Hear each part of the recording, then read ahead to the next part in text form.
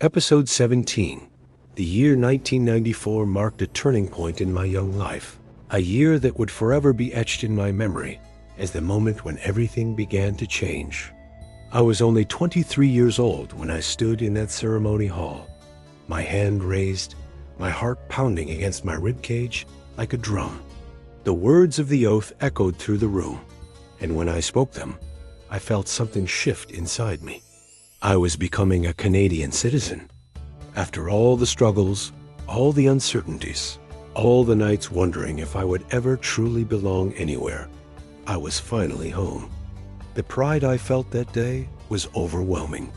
I looked around at the other new citizens, saw the tears in their eyes, the smiles on their faces, and I knew we all shared something profound.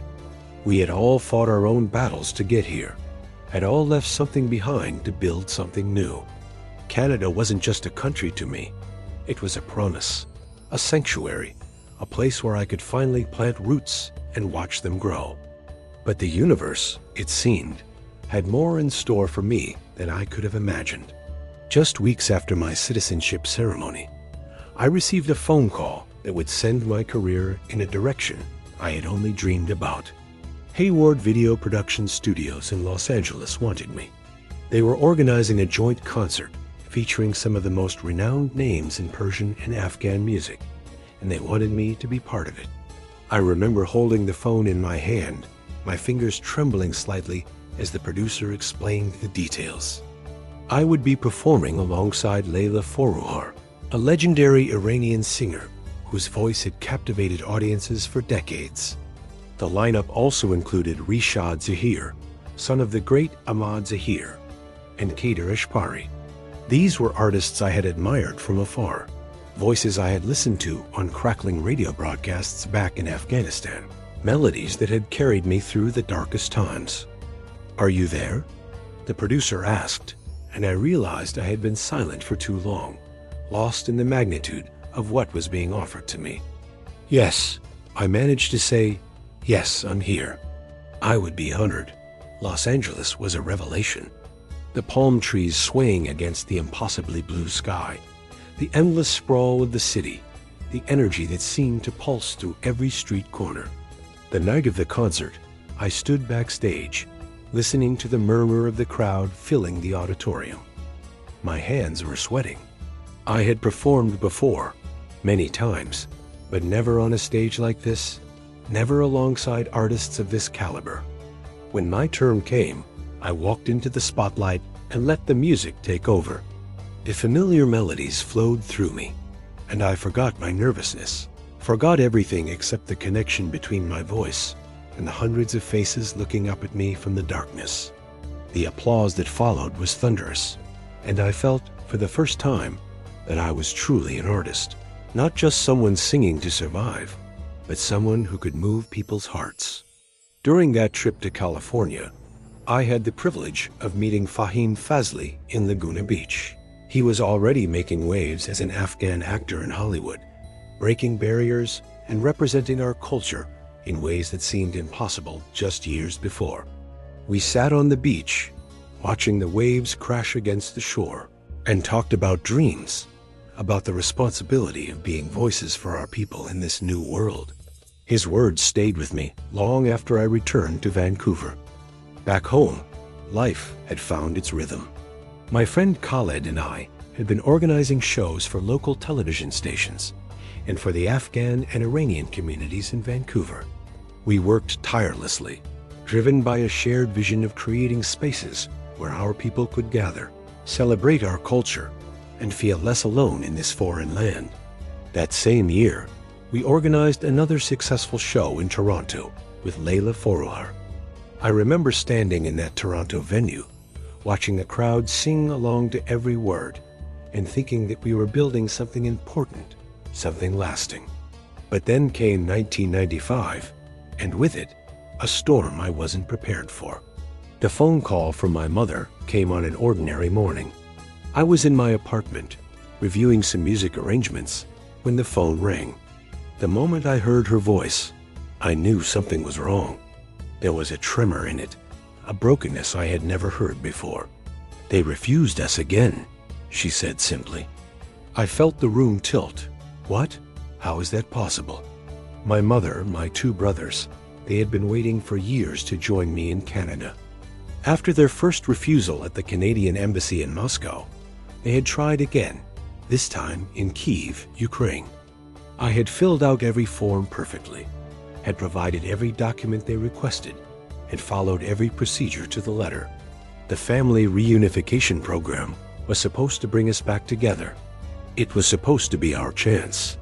They didn't give a reason, my mother continued, and I could hear she was crying now. They said no.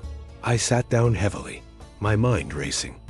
All those years of hard work, all the sacrifices I had made to establish myself in Canada so I could bring them here safely, all of it seemed to crumble in that moment. I felt a rage building inside me, not the hot, impulsive kind, but the cold, determined fury of someone who knows they have been wronged and refuses to accept it. This isn't over, I told her. I promise you, Mom, this isn't over. I spent the next days researching, making calls, refusing to sleep until I found a solution. That's when I discovered Phil Rankin. He was known as one of the best immigration lawyers in Canada, a man who had built his reputation on taking on seemingly impossible cases and winning them. His office was on the east side of Vancouver, in a building that had seen better days. But when I walked into his office and saw the walls lined with certificates and commendations, I knew I had found the right person. Mr. Rankin listened to my story with an intensity that gave me hope. He didn't interrupt, didn't dismiss my concerns, didn't treat me like just another desperate immigrant with an impossible dream. When I finished, he leaned back in his chair and was quiet for a long moment. This is unjust, he finally said. The decision made by the embassy in Kyiv, there is no legal basis for it from what you've told me. I think we have grounds to challenge this. Will you take the case? I asked, hardly daring to breathe. He looked at me with eyes that had seen countless similar struggles, countless families torn apart by bureaucratic indifference. Yes, he said, I'll take your case. The months that followed were a blur of paperwork, phone calls, and waiting. Mr. Rankin worked with a dedication that amazed me. He prepared our case meticulously, building an argument that was impossible to ignore. He took it all the way to the Canadian Parliament, putting pressure on Immigration Canada that they couldn't dismiss. Finally, under the weight of his advocacy, the Canadian Embassy was forced to reopen my mother's case and schedule another interview. I made a decision then that I knew I had to make. I would go to Kyiv myself. I couldn't leave something this important to chance. Couldn't risk another refusal because of some misunderstanding or overlooked detail. This was my family's future. This was everything. In the cold January of 1995, I landed in Kyiv. The city was gray and frozen, nothing like the warmth of Vancouver. But when I saw my mother and brothers waiting for me at the airport, none of that mattered. I wrapped them in my arms, and for the first time in years, I felt complete. We spent every day preparing for the interview. I went over every possible question with them, made sure they understood what to say, how to present themselves. The day of the interview finally arrived, and my stomach was in knots as we walked into the embassy building. They allowed me to be present during the interview, though I wasn't permitted to speak. I sat in the corner of the room, watching the immigration officer ask his questions, watching my mother answer with a dignity that made me proud. My brothers were nervous but honest. The interview went well. I could feel it. When we left the embassy, I dared to hope. We'll meet again soon, I told them before I left Kyiv. In Canada, in your new home. The wait back in Vancouver was agony. Every day I checked the mail. Every day I held my breath. And then, finally, the letter came.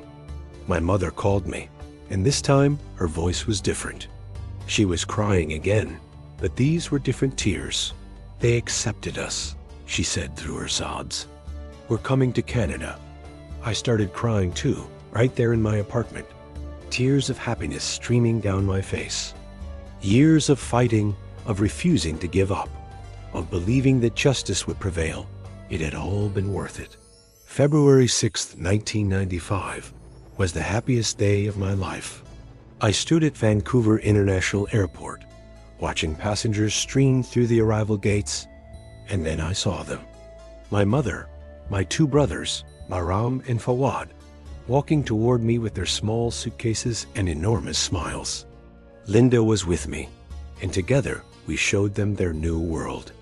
We drove through Gastown with its historic charm, along English Bay, where the ocean stretched endlessly, through downtown Vancouver with its gleaming towers.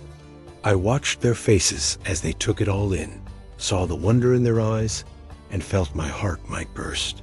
We brought them to their new apartment, modest but clean and safe, and helped them settle in. My plan was clear. They would learn English first. Everything else would follow, but English was the key to their independence, to their success in this new country. I registered them in special English classes run by the government for new immigrants. Within days, they were attending regularly, struggling at first with the strange sounds and grammar, but making progress that amazed even their teachers. Within weeks, they were navigating Vancouver on their own, no longer needing my constant help. I felt proud watching them adapt, watching them grow into their new lives. With my family settled, I could return my focus to my music, to building my business. Life seemed to be falling into place at last. And then came that Monday morning. The phone rang early, too early. When I answered, a professional voice identified herself as calling from Vancouver General Hospital. "Are you Bahram's brother?" My blood went cold. "Yes. Why? What happened?" "Your brother was in a car accident. He's receiving emergency treatment. You need to come to the hospital immediately." I grabbed my jacket and ran. We lived only 2 blocks from VGH, could be there in minutes. My mind raced with terrible possibilities as my feet pounded the pavement. When I arrived, a doctor took me aside and explained what had happened. Bahram had been riding his bicycle to school when a drunk driver lost control of his vehicle. The impact had thrown my brother several meters into the air. He had landed headfirst on the concrete sidewalk. They had run CT scans, performed numerous examinations. The diagnosis was devastating: severe traumatic brain injury. I stood in that hospital hallway, my legs suddenly weak, and felt the world shift again. Just when everything had seemed perfect, when our family was finally together and safe, this happened. Bahram never fully recovered. The accident stole his hearing, his sense of smell, his sense of taste. But worse than the physical losses was the change in who he was. My brother, who had been cheerful and optimistic, became depressed and angry. He was confused, lost in a darkness we couldn't penetrate, no matter how hard we tried. We pursued every treatment available, spent countless hours in doctors' offices and therapy sessions, but nothing helped. Day by day, we watched him slip further away from us. But life, as it always does, continued moving forward. My mother and my younger brother Fawad proved to be warriors in their own right. Despite the tragedy that had befallen Bahram, despite the constant worry that shadowed our days, they refused to surrender to despair. They continued their English studies with a determination that humbled me. When they completed the program, I felt a surge of pride that momentarily pushed aside the sadness of Bahram's condition. Fawad had always been talented with his hands. Even as a child in Afghanistan, he could fix anything, build anything. In Canada, those skills found their purpose. He was hired by a major construction company as a carpenter and builder, and his work ethic quickly set him apart. Soon, he was part of teams constructing magnificent buildings throughout downtown Vancouver. I would sometimes walk past these towering structures and think, my brother helped build that. It was a good feeling, knowing that Fawad was literally helping to shape the skyline of our new home. My mother's journey was even more remarkable.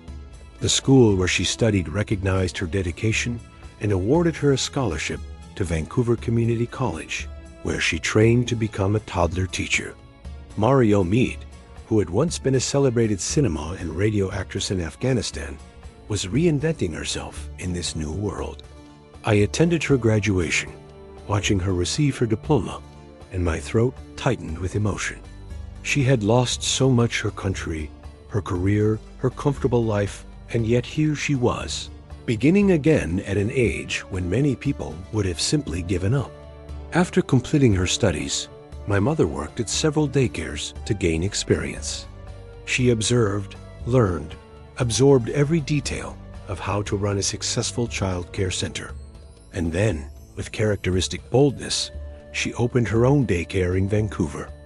Within a remarkably short time, she had built a thriving business. The children loved her, the parents trusted her, and her reputation grew. Eventually, she saved enough to purchase her own apartment in the BC Electric Building, right in the heart of Vancouver. I helped her move in, and as we stood on her balcony looking out over the city, she turned to me with tears in her eyes. "We made it," she said simply. "Yes, Mom," I replied. "We made it." While my family was building their new lives, I was constructing something of my own. I had been working toward this dream for years, and finally, I had gathered the resources to make it real. My own professional recording studio. I spared no expense, purchasing the latest recording equipment available. Every piece of technology, every microphone, every mixing board, I researched meticulously, determined to create a space where music could be captured in its purest form. But having the equipment was only the beginning. I spent months teaching myself to operate everything, staying up late into the night, reading manuals, watching tutorials, practicing until my fingers knew every button, every dial, every slider by heart. I learned sound engineering, music arrangement, composition. I transformed myself from a singer into a complete music producer. Word of my studio amid music recording began to spread through the Afghan music community around the world. The phone calls started slowly at first, then became a steady stream. Singers from Los Angeles, from Germany, from Australia were reaching out, wanting to work with me, wanting to record their albums in my studio. One of my first major clients was Habeb Kaderi from Los Angeles, a tremendously talented musician and singer. When he contacted me about producing his first album, I felt both honored and terrified. This was my chance to prove myself, to show that I could deliver work at an international level. We recorded Aruz Gullo in my studio, and I poured everything I had learned into that project.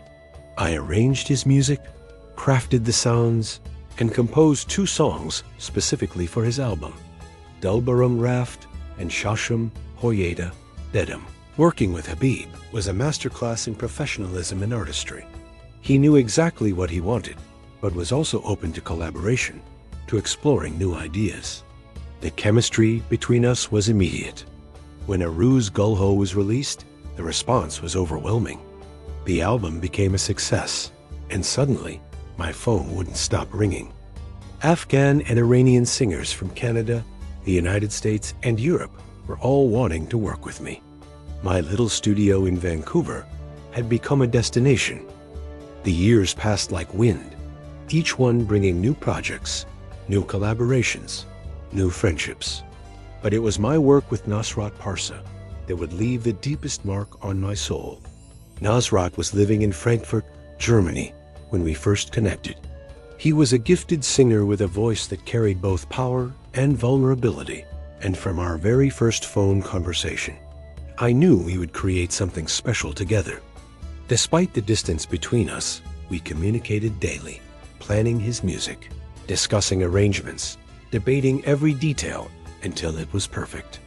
We also planned a concert together in Vancouver, his first performance in the city. I wanted everything to be flawless, to introduce Vancouver's Afghan community to this incredible artist in the best way possible. I threw myself into the organization, handling every detail personally. The night of the concert, the venue was packed, and Nasrat's performance was transcendent. The audience was spellbound. After that successful show, We began working on his albums in earnest. Nasrat would come to Vancouver for weeks at a time, and we would work in the studio for hours every day, crafting each song with painstaking care. But the work never felt like work. We became close friends, brothers in music and in spirit. I remember our routine during those recording sessions. After long hours in the studio, we would walk along the beach, the ocean breeze cooling our tired minds. We talked about everything music, life, our dreams, our fears, our memories of Afghanistan. Those walks, those conversations, became as important to me as the music we were creating. I produced more than 3 albums for Nasrat, each one better than the last. His talent seemed limitless, his dedication absolute. He was destined for greatness. I believe that with every fiber of my being. The last time Nasrat came to Vancouver, I had to travel on the same day he was scheduled to leave.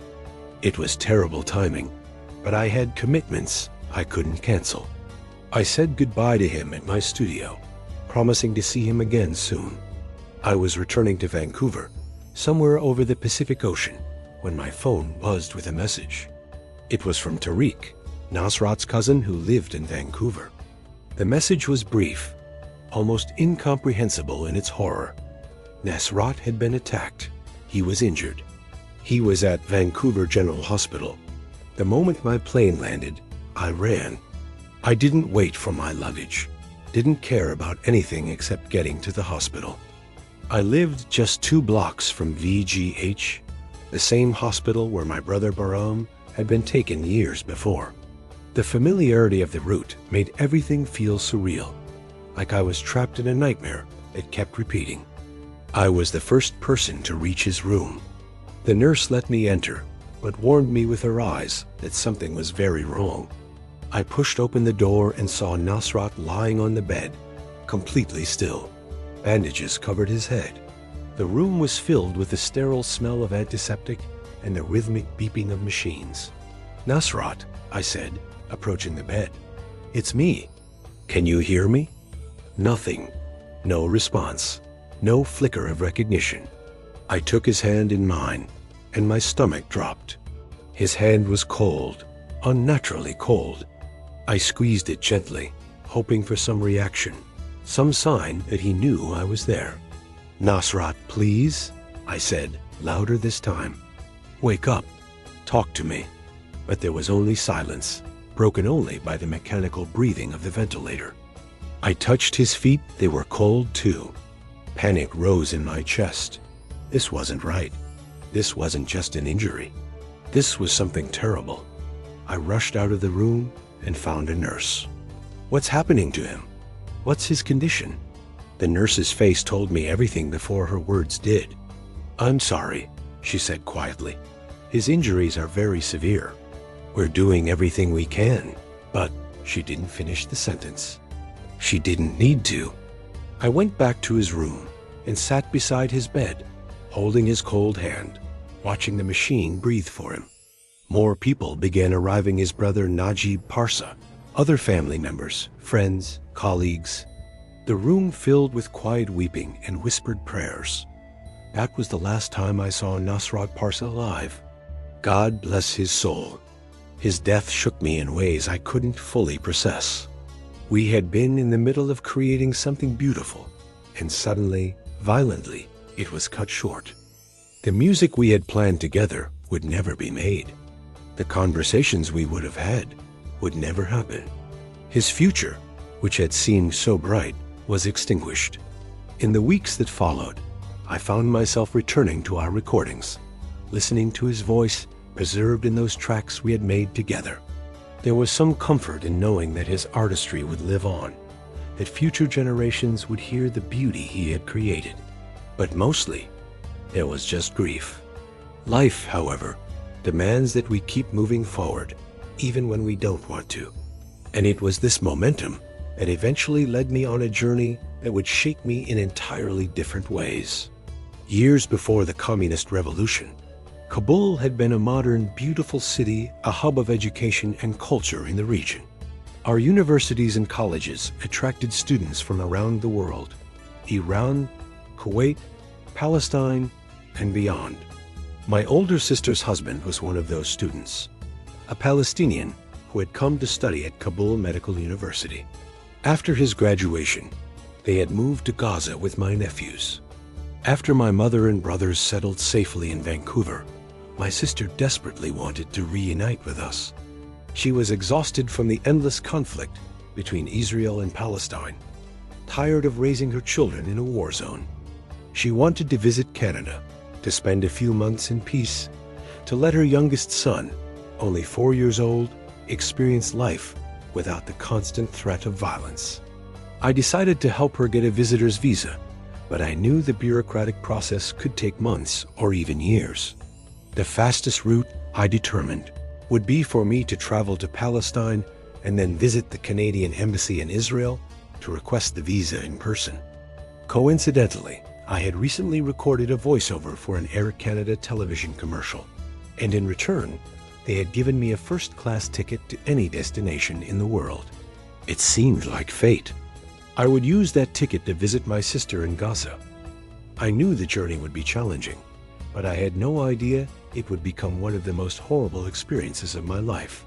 The moment I arrived at Tel Aviv's Ben Gurion Airport, I was pulled aside by immigration officers. They escorted me. No, they virtually dragged me like a criminal into a special interrogation room. For hours, they questioned me. Why was I going to Gaza? Who was I visiting?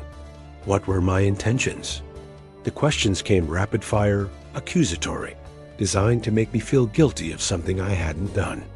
I realized quickly that my Afghan heritage and my destination Gaza had made me automatically suspect in their eyes.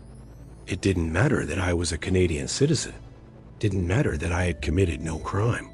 I was treated as a threat. When they finally released me, I collected my luggage and found it had been torn apart. My suitcases were destroyed, their contents scattered and searched with no care for what might be damaged. Worse, many of the gifts I had brought for my sister and her children were missing, stolen by the airport security. I had no doubt. I checked into a hotel in central Tel Aviv. The city itself was beautiful, modern, clean, with stunning views of the Mediterranean. But I couldn't shake the humiliation and anger I felt. To reach Gaza, I had to hire a taxi to take me to the border. The drive was long and tense, the landscape changing gradually from the prosperity of Tel Aviv to something harsher, more desperate. At the border crossing, I witnessed chaos that broke my heart. Israeli border police treated Palestinians with a roughness that seemed designed to dehumanize. I watched elderly people being shouted at, children crying, families separated and searched. My Canadian passport allowed me to cross more easily than most, but even I wasn't spared the suspicious glares and invasive questioning. When I finally crossed from Israel into Gaza, it was like traveling through time backward. The contrast was shocking, devastating. Everything looked old, broken, neglected. Buildings bore the scars of conflict. The streets were filled with people whose eyes carried stories of suffering I couldn't begin to comprehend. But then I saw my sister and her family, and all the hardship of the journey fell away. We embraced, we cried, we laughed. For those precious moments, we were just family, reunited across impossible distances. My mission was clear. I needed to take my sister to the Canadian Embassy in Tel Aviv and secure her visitor as visa. After obtaining the proper authorization for her to enter Israeli territory with me, we made our appointment. The Canadian immigration officer who interviewed us was kind and thorough. She reviewed our documents, listened to our story, and saw the genuine desire for a family reunion. To my immense relief, she approved the visa for both my sister and her young son. That approval felt like a victory, a small triumph of bureaucracy actually working as it should.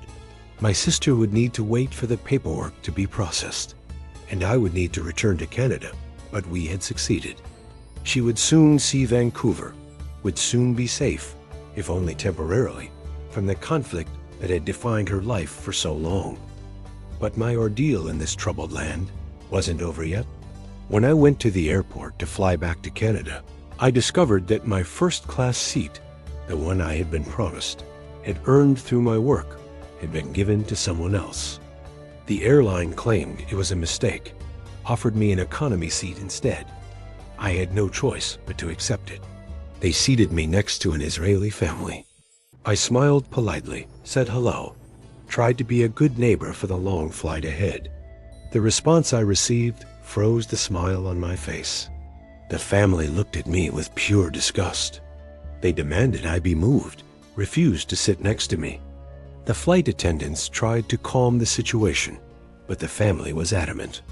They thought I was Palestinian, and they would not share their row with me.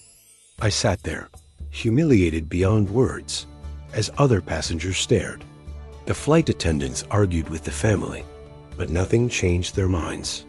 Finally, after what felt like an eternity, they found my original first-class seat and moved me there. I sat in that comfortable seat, surrounded by luxury I no longer cared about, and felt something inside me break. I had witnessed hatred in my life before: the ethnic tensions in Afghanistan, the violence of war, the casual cruelty that humans inflict on each other. But this was different. This was being hated simply for existing, for being perceived as the wrong kind of person. As the plane took off and Israel disappeared below the clouds, I thought about everything I had seen. The beauty and the ugliness, the kindness of the Canadian consul, and the cruelty of the family. On the plane, the prosperity of Tel Aviv and the poverty of Gaza, separated by mere miles, but worlds apart in every other way. I thought about my nurse, Linda, back in Vancouver, a Jewish Canadian woman who had shown me nothing but warmth and kindness, who had helped my family settle into their new life. I thought about the diverse community I had found in Canada, where people from everywhere tried, however imperfectly, to live together in peace. When I finally landed in Vancouver and stepped out into the rain, I felt like I was breathing freely for the first time in days. Canada wasn't perfect. No place is, but it was home. It was a place where I could be myself without being interrogated, where my Afghan heritage was part of my identity, but didn't define how others saw my humanity. I returned to my studio, to my music, to my family. I threw myself back into the work that gave my life meaning. And though the memories of that trip to Israel and Palestine would never fully leave me, I chose to channel that experience into empathy, into understanding that in every culture, in every place, there are good people and bad people, kindness and cruelty, hope and hatred. My sister eventually made it to Canada for her visit, and for a few precious months, our family was together. We showed her the same sights I had shown my mother and brothers years before: Gastown, English Bay, the mountains, and the ocean. We gave her a glimpse of peace, a memory she could hold on to when she returned to the chaos of her life in Gaza. Years continued to pass. My studio thrived. My mother's daycare flourished. Fawad's construction career grew.